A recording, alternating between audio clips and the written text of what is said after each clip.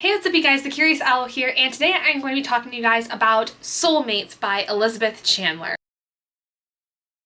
Soulmates is the third and final part of the original trilogy in the Kissed by an Angel series by Elizabeth Chandler. If you have not watched the other two reviews I have done for the first and second books in this series, I would highly recommend going and watching those because they do provide a lot of interesting information about what the series is about, and I'm not going to get super into the synopsis because of it, but I'm going to tell you guys a little bit about what really we expect with this final installment in the original trilogy. So in this installment, we have essentially not necessarily the complete end of the storyline of Kissed by an Angel, but I think at the time that it was originally published in the mid-90s, it would have been considered a possible happy ending of sorts because the way that the story does end overall in this omnibus is pretty indicative of a possible way that this story could have ended. But knowing now that there was an additional trilogy written after this original one was created in like the 2010s, it's clear to me that this ending is not necessarily as clear of an ending as far as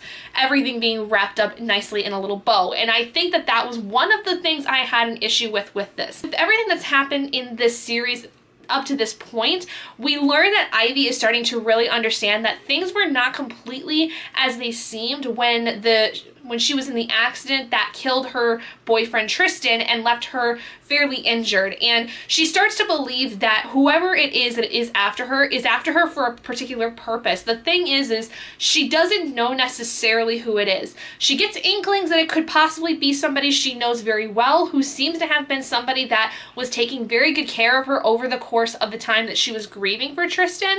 And so she's very hesitant to really trust anyone because she doesn't really believe that everybody is on her side and everybody is there to help her. She, if anything, feels like everyone is out to get her because it very well could have been anyone that had caused the accident that killed Tristan to happen. Over the course of this too, we see Tristan still really, delving into a lot of the things he's been doing in order to try to solve the case. He gets involved with this other angel called Lacey, who's kind of like his mentor in the first book. And throughout most of the book, you don't really hear from her a lot except for very snarky comments and her basically saying, you gotta figure this out on your own, which is why I never really mentioned her in either of the other reviews of this, because she never really had much of a purpose. She kind of was just there to be there, and like you learn over the course of the series that she's kind of got a thing for Tristan, but again, she's not really that impactful of a character that it didn't seem right to really talk about her, because yes, she has some really good one-liners and she has some crazy antics that she gets up to in some of the books,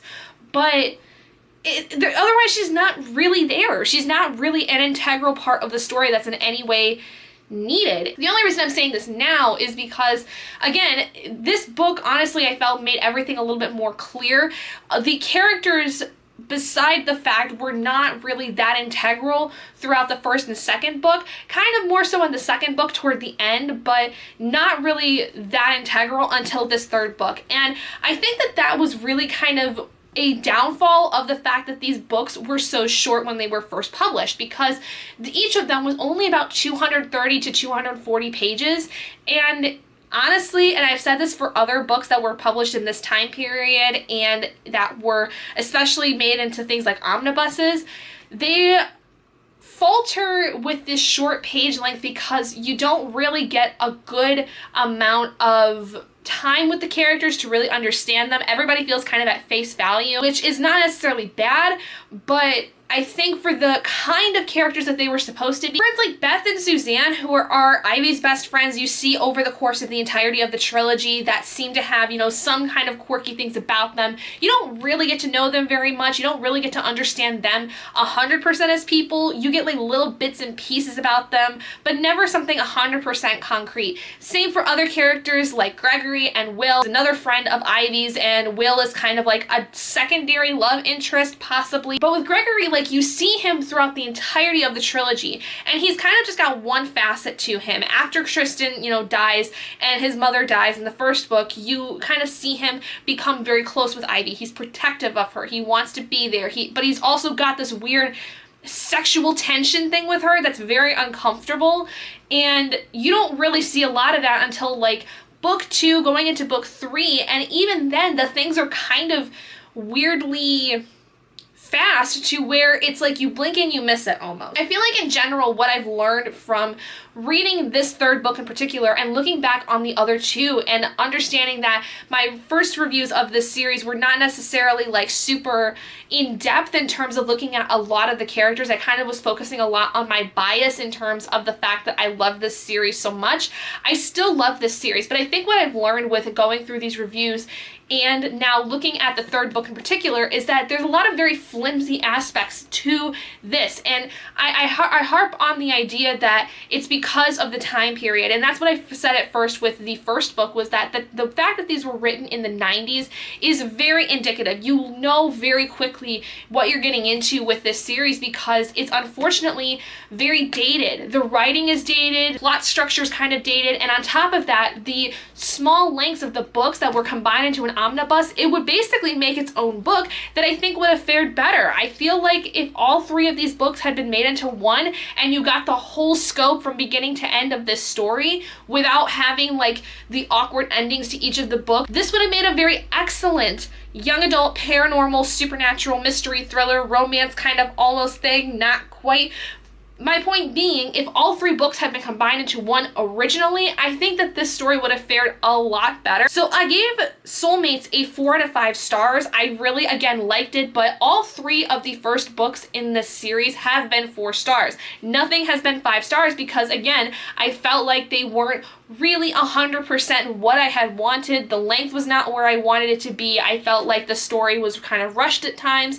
And I just feel like in general, this is a series similar to Thirst, where I'm gonna say, like with the original trilogy, like I had felt with the first 6 books in the Thirst series by Christopher Pike that I had reviewed and reread, that it would have been so much better if those shorter books had been combined. Like I had thought with Thirst, with the first 3 books and the second set of 3 books had been combined to make 2 separate larger books, that series would have fared so much better and felt way less fragmented. And the same goes for this one. I think that it's just going to become a pattern where any kind of book I read that's going to be from the 90s, any particular series that's going to be from the 90s, where the books are super short and they come out really quickly one after the other and then are later combined into something like an omnibus when there is either an extension or a reprinting of the story, I'm gonna find that more often than not the original series is going to feel so fragmented in terms of the plot structure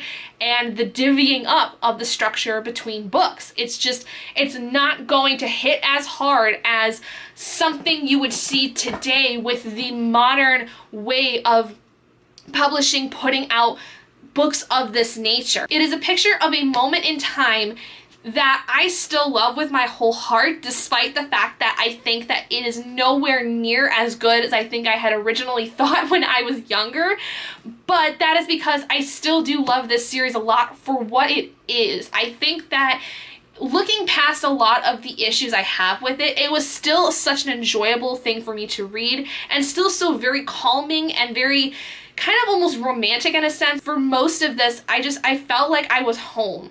And that's kind of the feeling I had gotten when I first reread the Thirst series, was I felt like I was home because those were books, those were series that I was severely invested in when I was a lot younger, when I was really getting into reading and really getting into these supernatural fantasy paranormal things that I now still love. And I owe everything to Thirst and to Kissed by an Angel because of that. That doesn't mean I can't see its faults now, but I still truthfully do enjoy this. If you want something that's a quick little fun read that's, easy to fly through and will give you some feels here and there and has some pretty decent one-liners, I will say, from snarky characters. My working theory for now is that now that we've gone through the first trilogy of this series, when I pick up the second part of the series, which is the newer trilogy, starting with Evercrossed, I have a distinct feeling that not only like with Thirst when it was extended, that this is going to be written a lot better, but I also have a very clear memory of the plot being a lot darker, the thrilling aspects of this being a lot more intense than the original series. And so I think that this part of the series is going to end up being probably closer to 5 stars. It may still end up being 4 stars all around, but I think that in general, I'm going to like the second half of the series more than the first one, which is, I think, a good indication of the fact that the story just gets better as you go. And the same thing happened with the first series. The first 6 books were really, really good. I liked them, you know, other than the first 2.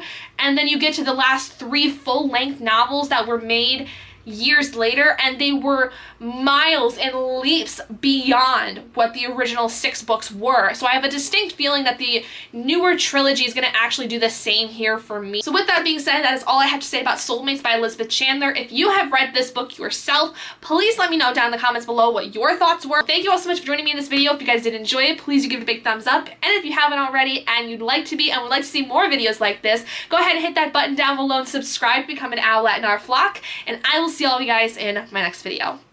Bye, guys!